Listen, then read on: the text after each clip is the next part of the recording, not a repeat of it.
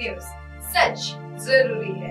नमस्कार, आप देख रहे हैं एमएनएस न्यूज और मैं आपके साथ सेजल। आइए नजर डालते हैं आज की खास खबरों पर। बिजनौर के मुकरनपुर गांव में मंगलवार को एक विशाल अजगर दिखाई दिया। यह अजगर 16 फीट लंबा और 60 किलो वजनी था।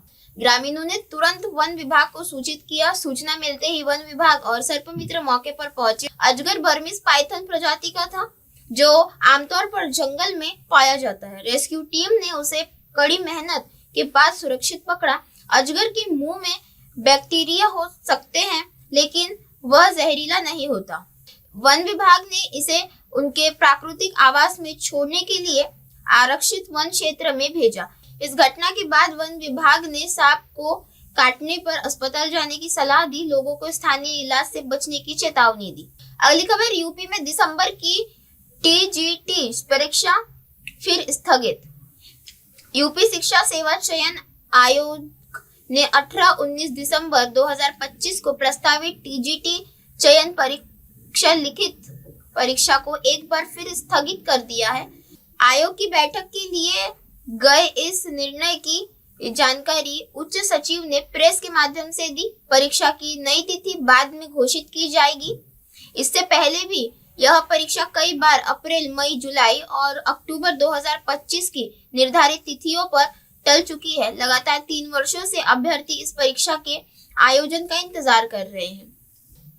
अगली खबर, दिल्ली ब्लास्ट केस में डॉक्टर जान निसार आलम पर एनआईए की कार्रवाई तेज। घर क्लिनिक पर छापेमारी। दिल्ली लाल किला ब्लास्ट केस की जांच के एनआईए लगातार कई राज्यों में छापेमारी कर रही है और फरीदाबाद की अल फल्ला यूनिवर्सिटी जांच की केंद्र बनी हुई है। इसी सिलसिले में लुधियाना के डॉक्टर जान निसार आलम भी जांच में रडार पर आ गए हैं। आलम ने इसी यूनिवर्सिटी से एमबीबीएस किया था। 13 नवंबर को एनआईए ने इनके क्लिनिक और घर पर रेड की, लेकिन उस समय पर पश्चिम बंगाल में रिश्तेदार के पास थे, जहां से एजेंसी ने उन्हें हिरासत में लिया। जांच में मदद के लिए उनका लैपटॉप और मोबाइल भी जब्त किया गया है, क्योंकि ब्लास्ट के दिन ही वह बंगाल गए थे। सूत्रों के मुताबिक एनआईए उन्हें दिल्ली में फिर से पूछताछ के लिए बुला सकती है। आलम 2020 में एमबीबीएस पूरा कर लुधियाना के शिवपुरी में क्लिनिक चला रहे थे। वही इस केस में गिरफ्तार आरोपी आमिर राशिद अली को अदालत ने 10 दिन की एनआईए हिरासत में भेज दिया है। जांच में सामने आया है कि आमिर ने सहायता प्रोफेसर उमर के साथ मिलकर विस्फोट की साजिश रची थी। उमर ने ही विस्फोटकों में भरी कार लेकर लाल किले के पास धमाका किया था। अब तक एजेंसी 73 गवाहों से पूछताछ कर चुकी है और कई महत्वपूर्ण सबूत जुटाए जा चुके हैं। अगली खबर, इंडिया गठबंधन की कमान अखिलेश को देने की मांग। यूपी मंत्री का तंज, घर में ही लीड कर सकते हैं। बिहार चुनाव के नतीजों के बाद यूपी की सियासत में हलचल बढ़ गई है। समाजवादी पार्टी के वरिष्ठ नेता रविदास मेहरोत्रा ने कहा कि सपा के नेता, कार्यकर्ता और प्रदेश की जनता चाहती है कि इंडिया गठबंधन की अनुगामी अखिलेश यादव करे। उन्होंने सपा को यूपी की सबसे बड़ी और देश की तीसरी सबसे बड़ी पार्टी बताने का दावा किया और गठबंधन में सपा नवंबर 2 की ताकत है। मेहरोत्रा का कहना है कि छोटे दल भी अखिलेश को गठबंधन की बागडोर सौंपने के पक्ष में है। सपा नेता ने इस बयान पर यूपी के मंत्री दयाशंकर सिंह ने पलटवार करते हुए कहा कि चाहे कोई भी लीड करे, सपा नेताओं को नेतृत्व नहीं मिलने वाला। उन्होंने तंज कसा और सपा सिर्फ अपने घर और पार्टी के अंदर ही नेतृत्व कर सकती। मंत्री ने इंडिया गठबंधन को स्वार्थ का गठबंधन करार देते हुए कहा कि यह ज्यादा दिनों तक टिकने वाला नहीं है। बिहार चुनाव की विपक्ष की करारी हार और अखिलेश यादव के प्रचार का भी कोई असर न पड़ने के बाद गठबंधन की एकजुटता को लेकर सवाल फिर खड़े हो रहे हैं। अगली खबर, शाहजहांपुर में नकली दरोगा गिरफ्तार। वर्दी पहनकर लोगों को धमकाता था युवक। शाहजहांपुर पुलिस ने एक नकली दरोगा को गिरफ्तार किया है, जो वर्दी पहनकर लोगों को धमकाया करता था और खुद को विशेष तैनाती बताकर अधिकारी बनाता था। आरोपी की पहचान मथुरा निवासी गौरव शर्मा के रूप में हुई है, जो खुटार क्षेत्र में किराए पर रह रहा था। कुछ दिनों से पुलिस को जानकारी मिल रही थी कि वर्दीधारी युवक लोगों पर रौब जमाकर डराने धमकाने का काम कर रहा है। मुखबिरों ने सूचना पर मंगलवार रात टोल टैक्स के पास से उसे एक कार में पकड़ा गया। गिरफ्तारी के दौरान पुलिस को उसके पास से दरोगा की वर्दी, टोपी, एसआई का फर्जी आई कार्ड और मोबाइल फोन मिला, जिसकी कार पर भी पुलिस लिखा हुआ था और अंदर वर्दी टंगी थी। पूछताछ के आरोपी ने स्वीकार किया कि वह लोगों का झांसा देने और धमकाने के लिए ऐसा करता था। सीओ प्रवीण मलिक के अनुसार आरोपी के खिलाफ संबंधित धाराओं में मुकदमा दर्ज कर उसे जेल भेज दिया गया है। उसकी गिरफ्तारी से इलाके में लोगों में राहत की सांस ली, क्योंकि अब वह लंबे समय से लोगों को परेशान कर रहा था। पुलिस ने कहा कि ऐसे मामलों पर सख्त कार्रवाई जारी रहेगी। अगली खबर, शादीशुदा होने का पता चलते ही प्रेमिका भड़की, किस के दौरान प्रेमी की जीभ दांत से काटकर अलग। गकानपुर के बिल्लौर क्षेत्र में एक सनसनीखेज मामला सामने आया है, जहां प्रेमिका ने गुस्से में अपने प्रेमी की जीभ दांतों से काटकर अलग कर दी। आरोपी युवती को पता चला कि उसका प्रेमी चंपी शादीशुदा है और उसे धोखा में रखकर संबंध बना रहा था, जिसके बाद वह आग बबूला हो गई। चंपी ने उसे मनाने पहुंचा तो प्रेमिका ने माफी का नाटक करते हुए एकांत में किस करने की इच्छा जताई। जैसे ही प्रेमी करीब आया, उसने उसकी जीभ का बड़ा हिस्सा काट लिया। सर, एक युवती के साथ छेड़छाड़ का मामला सामने आया, जिसमें जो युवक है उसकी जबान काट दी है, क्या पूरा मामला है? बिलौर थाना अंतर्गत ग्राम दरियापुर में एक युवती का उसी गांव में एक व्यक्ति के साथ जो है पूर्व में संबंध था। कल उस व्यक्ति के द्वारा उस महिला का पीछा किया गया, जिसमें जो है उनके आपस में बीच बचाव हुआ, झगड़ा होने लगा। उस बीच बचाव में उस व्यक्ति की जीभ कट गई है और इस संबंध में महिला के प्रार्थना पत्र पर अभियोग पंजीकृत कराया गया है और आवश्यक विधिक कार्रवाई की जा रही है।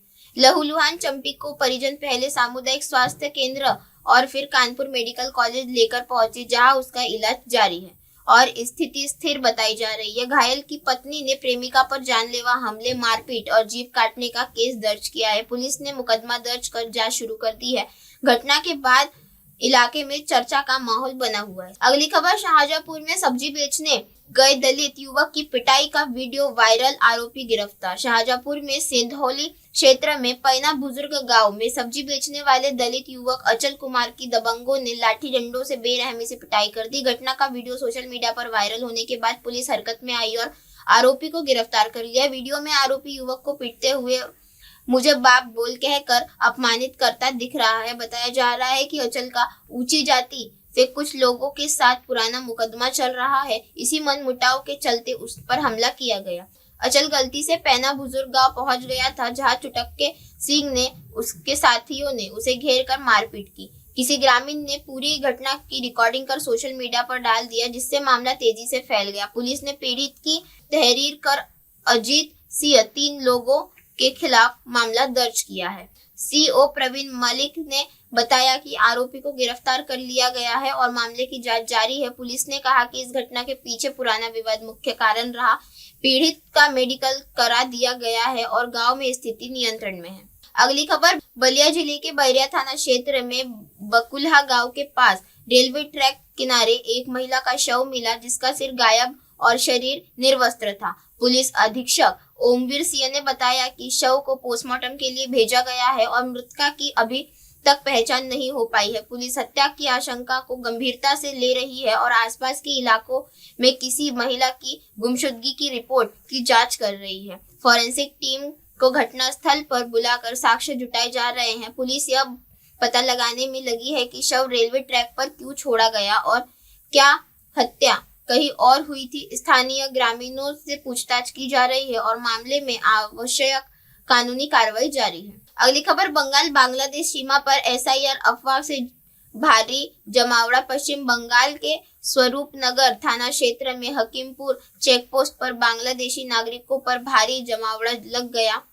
स्थानीय लोगों ने अफवाह फैला दी कि राज्य स्तरीय पहचान पंजी शुरू हो गई है, जिसके डर कर अवैध रूप से भारत में बसे लोग अपने वतन लौटने लगे। सोमवार सुबह सैकड़ों लोग अपने सामान के बैग के साथ बांग्लादेश जाने के लिए सीमा पर खड़े दिखाई दिए। इनमें पुरुष, महिलाएं और बच्चे शामिल थे। अधिकांश लोग प्रवासी मजदूर थे जो रिक्शा चलाते, निर्माण कार्य और भट्टों में काम करते थे। वे सतखीरा और खुलना जिले के निवासी थे और वर्षों से भारत में रह रहे थे। स्थानीय पुलिस और बीएसएफ के किसी सत्यापन अभियान की पुष्टि नहीं की, लेकिन सुरक्षा बढ़ा दी गई है। भीड़ को पहचान जांच के बाद ही सीमा पर पार की अनुमति दी जा रही है। घटना से स्थानीय इलाके में तनाव भी बढ़ गया है। यह मामला अवैध प्रवास और बांग्लादेशी घुसपैठियों के लंबे समय से चलते आ रहे मुद्दे को फिर से उजागर कर रहा है।